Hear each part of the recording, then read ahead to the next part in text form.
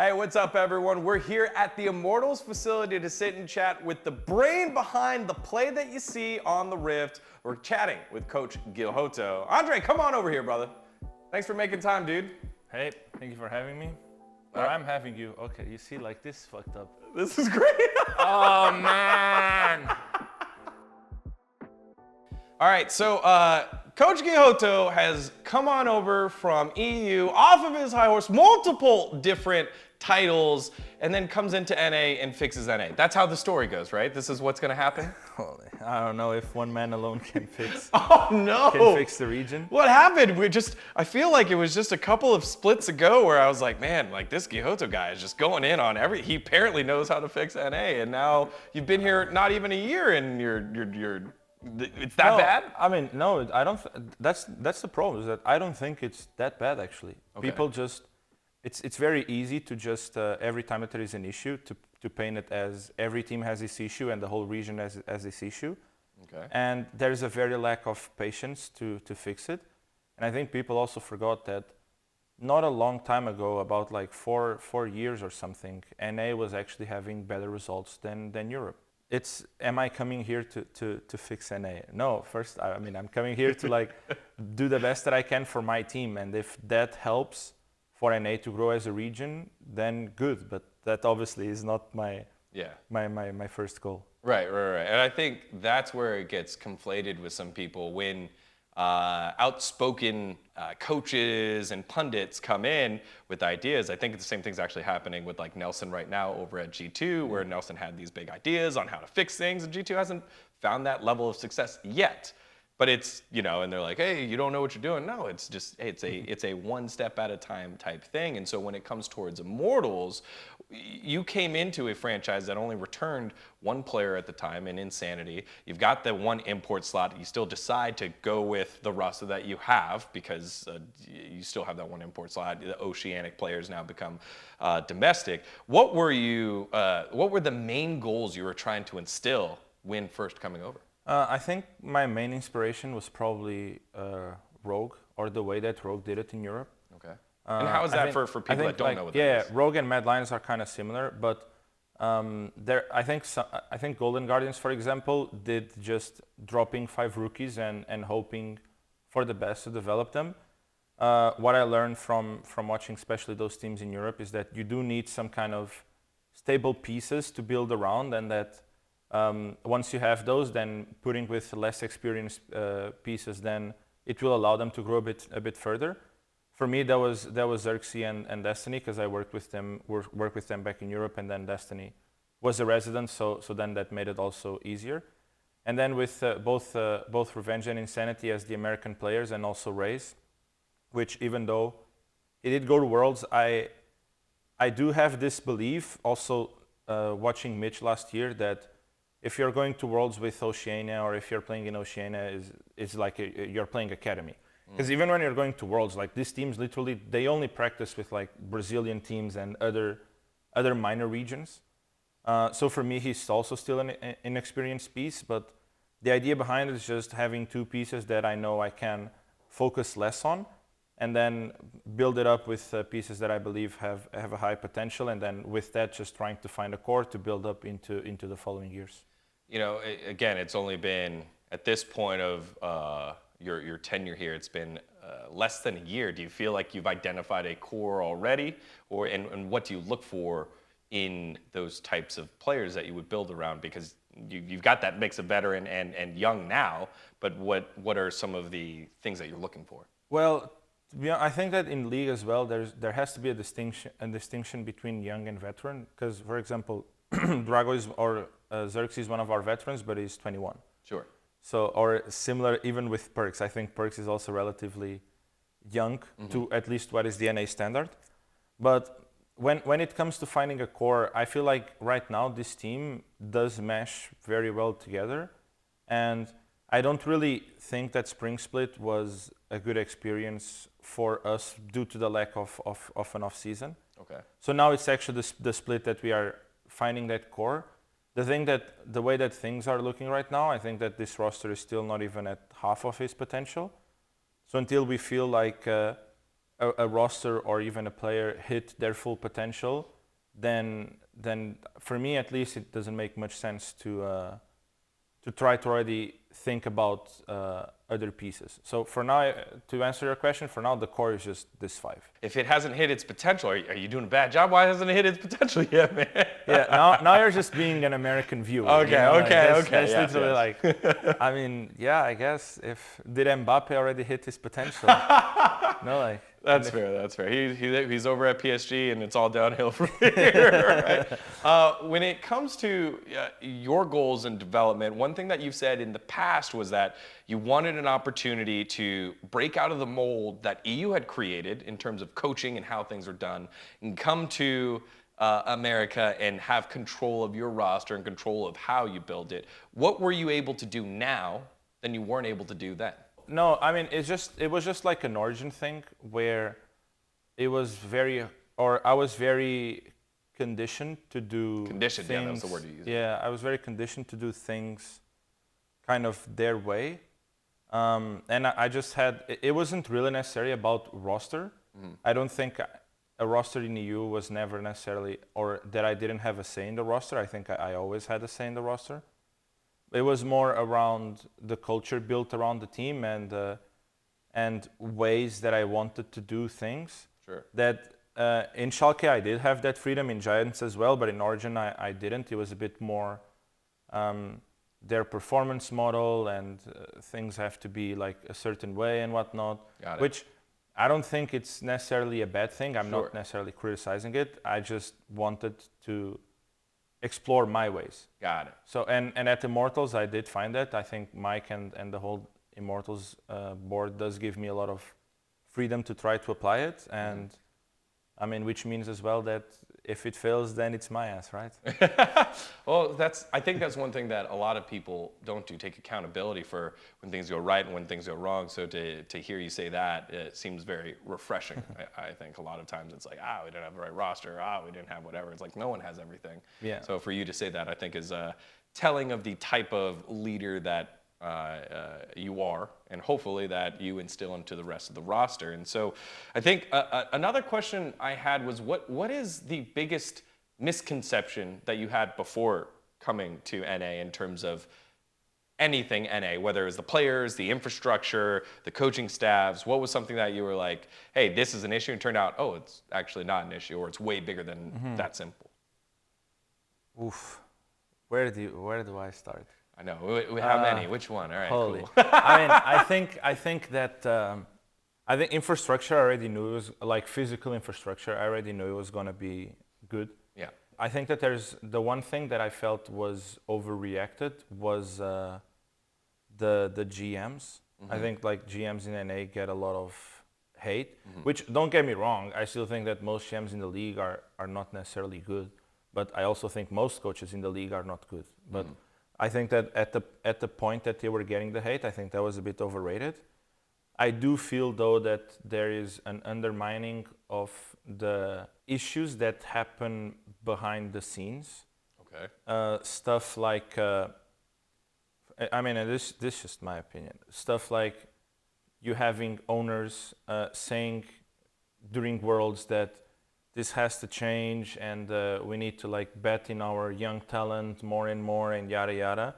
And then 3 months after, you have them tweet imports on copy pasta. Yep. Or you have like, I don't know if this is true or not, but like owners reporting that the academy system, if they want to like make it not mandatory or not, Yeah. like if this ends up being true, then this for me are the issues that were undermined. Like people that are not necessarily involved in the team, but are more in contact with Riot. Yeah. And this for me was something that I wasn't expecting to be as big of an issue, but in my opinion, it has become. Seems like a bigger than disconnect what I- between the goals between some of the strategists on the ground that are trying to make NA greater, and some of the decision makers that pull the trigger on whether these things go through or not, and how it may Yeah. impact their teams. That's interesting, because when I think of owners and characters and leaders, they are very much big personalities, right? And so I think people get wrapped in the personalities sometimes rather than how much power they actually wield and how much sway that they can actually pull either way. And that, I think, leads me to the next question I had in terms of public perception, right? Immortals had a public perception coming into this year. What were your goals on fixing that for the outward, Immortals fans and even people that weren't exactly sure what they should think of Immortals? I think initially it was just completely reset everything. And when I talked to Mike, we both agreed that the last year of Immortals, especially in terms of image, was something that was just created like a very bad image, and that coming in as a new org or a returning org, it felt right to have kind of a rebuild process, not only in terms of roster but also in terms of brand and what we want to achieve.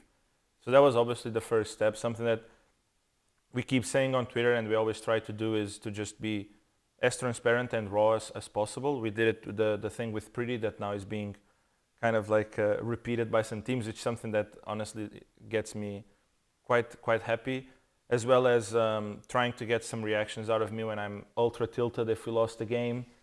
Those kind of things, we want to be a bit more reachable, and that's honestly our first step. And then we just want to transmit the great energy that this team has, and hopefully that can connect to some of the fans.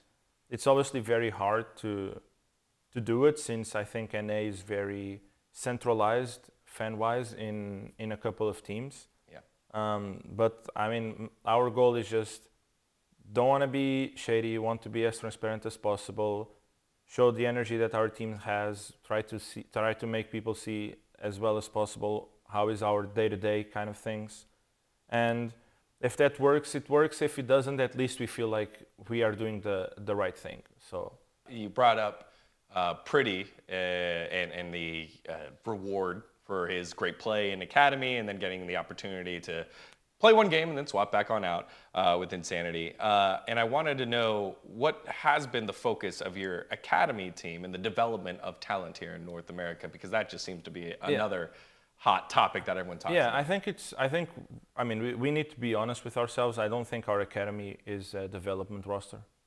I think our Academy, the main goal, especially in the start of the season, was to have an Academy that could challenge as much as possible our LCS team, so that we could run some practice between teams, or that would also have some pieces that could maybe be part of a potential core.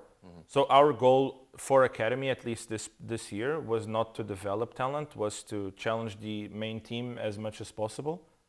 And especially now with the addition of Viper and Nanda, I think we achieved that. I know that our results in Academy haven't been the best, but we were playing with two players with 100 ping, so that obviously doesn't help, and hopefully that changes now. But that's our goal with Academy. Moving into next year, we also reevaluate if we want to move into a more development talent, if we want to have an amateur team or not, which an amateur team, at least I already said it to Mike, I think we should, or I think we need to. Yeah. But so far, I don't see our Academy roster as being a development roster. I like that, because I feel like I haven't heard that answer enough, right? You figure that the development of talent competing in a league would also have the same goal of pushing your LCS team as much as they can and be successful at both. And the way that you deconstructed that sounded like, no, these two are separate for us, and we know which one we're prioritizing, which I think is really insightful and cool that you've been able to identify that and back it with the moves that you've made. But then you still gave Pretty a shot on up. Can we expect anyone else to get a shot on up, or it's like, hey, you're here to push the LCS team? I mean, part of that pushing is also making sure that everyone in our Academy, and this is something that I truly believe and want to move forward, you will have opportunities to show your value on the LCS stage. If it starts with one game and then it goes more, or even if it reaches to a point where you can take that spot, like, we are open for that, and that's really what we want. When I'm talking about pushing the LCS team, like, the only way that they can push the LCS team is if they see a goal in the horizon, that there is like a possibility to actually move up. So it's not done. It didn't finish with Pretty. That that situation. Not at all. Obviously, I think that with our academy results, there's no reward system right now, right? They are not playing good, so like I'm not gonna reward, or I'm not gonna like say that I'm rewarding due to a good performance last split, but then I'm still gonna do it just for PR moves. I think that doesn't make sense. It's honest. It's a reward. It's a reward. If they don't deserve the reward, which they don't right now, then they won't have it. Once they deserve it again, then they'll have it again. Well, a team that has been doing pretty well is your LCS squad here in the summer split, and the results, I think, speak for themselves. You had yourself the 4-game winning streak, and what is the big difference? Was it you guys found a patch? How were you able to utilize the time, the off-season time that you had between splits, and just level up faster than everybody else? Now you're asking for secrets. This isn't secrets. Come on, man. I am a neutral party, dude, so you can tell me. Yeah, the camera is also a neutral party, right? Oof. I mean, I think during the off season, something like we kind of nailed down some things that we wanted to do. Sure. Especially during mid game and how can we snowball our leads and working on some setups. Obviously, I think that part of our success came from that practice, but I think it also came a lot by players are spending a bit more time with each other outside of the whole stress of the league, which was the only environment that they spent time with each other, and just getting a bit closer in that regard. I think that also helped us a lot. Obviously, I mean, it also helped us that every team seems like to be booming in some direction. But, more than half the league was some sort of a change. It's crazy. Yeah, but I think our schedule was also very favorable because I feel like, which is actually our main improvement, I feel like, versus last split, is that I think that right now, at this moment, without Dardoch especially, that there's no way that we will lose to CLG, Golden Guardians, FlyQuest, and Dignitas. I think that I wasn't safe on saying that before. I am safe. I feel like safe on saying it now. That's where I think we developed the most. But overall, it was just everything started to click during the off season with the things that we worked out. Man, it's so hard to not say what we worked out. You're doing great. You say what we worked out. I see what you're doing. You're doing a good job. And so far it's working. I mean, I also said it, I don't know if it was with you or not, that yeah, right now things look great, and then we just had a 1-2 week, and now things maybe won't look as great, and let's see. It's still our main thing from spring still here, which is our kind of instability. But at least that instability is now when it comes to competing with the teams above us and no longer with winning versus a team that are below us. So you said earlier, hey, I don't know about some of the coaching here in North America and North American coaches and some of the infrastructure there. Give me an example of one that is doing it right in your opinion and what you're able to figure out from the outside. And what makes something work better that has been here in NA. You want me to throw shade? No, I know. That's why I asked the positive side. I didn't ask like, hey, who are the bad coaches? I said, hey, who's someone that you hold in respect? I think from a development part, I think Peter Dunn is doing it well. I think their academy project and the fact that they were the ones finding both Danny and Jojo Pune, which are like two of the hot 17 years old, I guess, or under 17. Yeah, Jojo Pune waiting room. Yeah, I think their academy development part is getting good. I think 100 Thieves as well with Kenvi and Tenacity. And they were also the first ones to start the amateur program with 100 Thieves next. Yeah. So when it comes to development, I think those are doing well. But when it comes to like actually like coaching, it's very, very hard to say, right? For sure. I mean, I know how smart, for example, someone like Mithi is, and I would expect him by working with him that he would be doing well as a coach. But then C9 now seems to be on a bad shape, so you never know. Right. Obviously, on the other end, you have Reapert, but 100 Thieves has one of the most expensive rosters and made the most like the best by far move during the mid-season with a roster that was already pretty good. So then it's also hard to say how good Reaper is doing. You know, I think those are the two examples that kind of goes both ways. The one thing that I can talk for as a certainty is that both 100 Thieves and EG seem to be having a very good development plan. And so I would say that in that part, they are probably the ones doing it the best.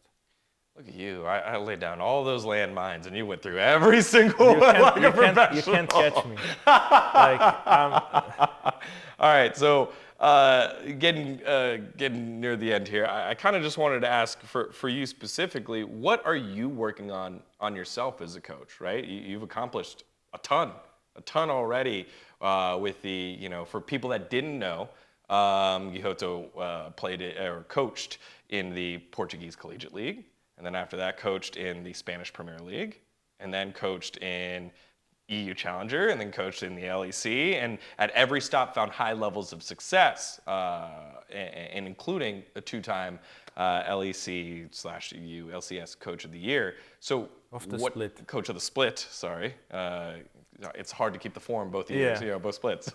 But like, what are you working on now for yourself?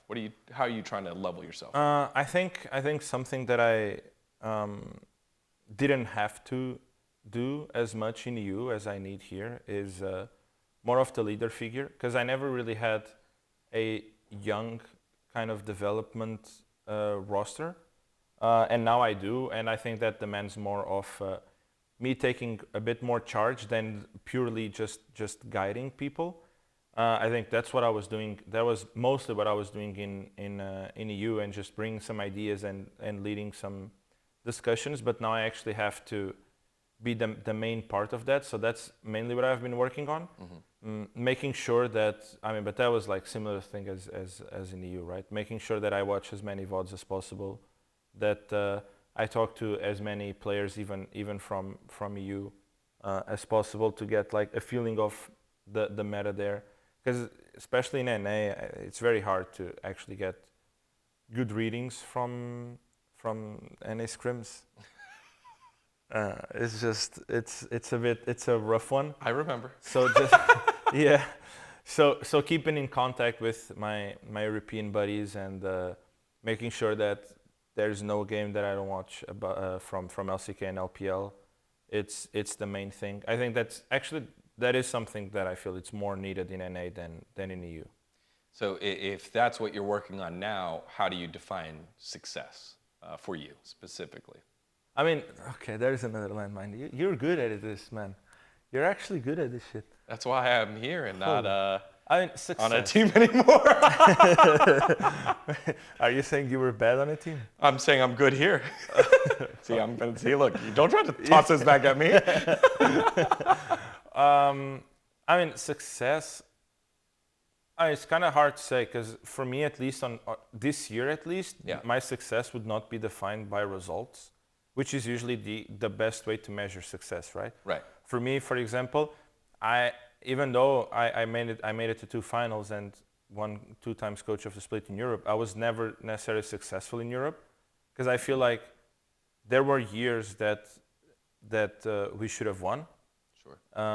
So in my opinion, that way, like through results, I wasn't successful in Europe. I never made it to Worlds, so like there's no way that was successful.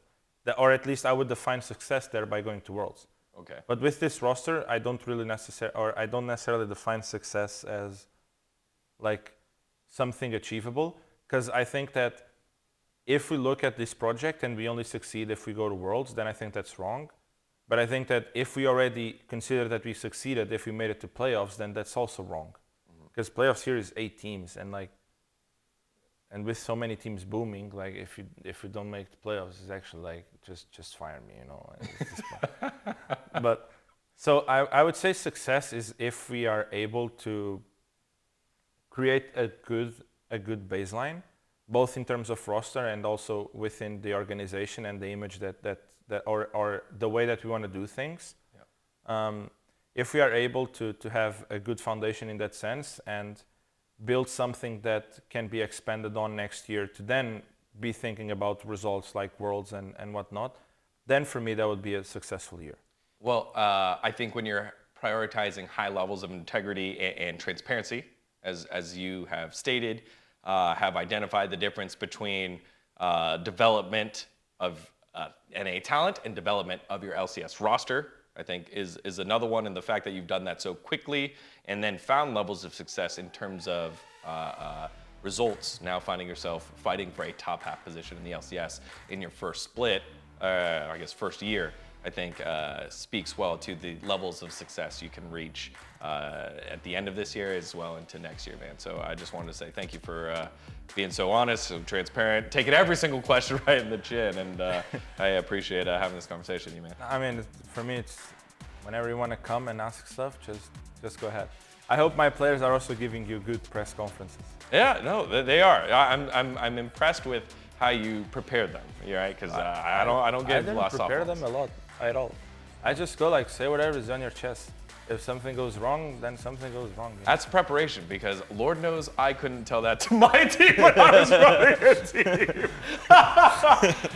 Guilhoto, everyone, make sure to stay locked in over at VENN Esports for all your LCS needs, and of course, follow along Immortals in the rest of their LCS journey.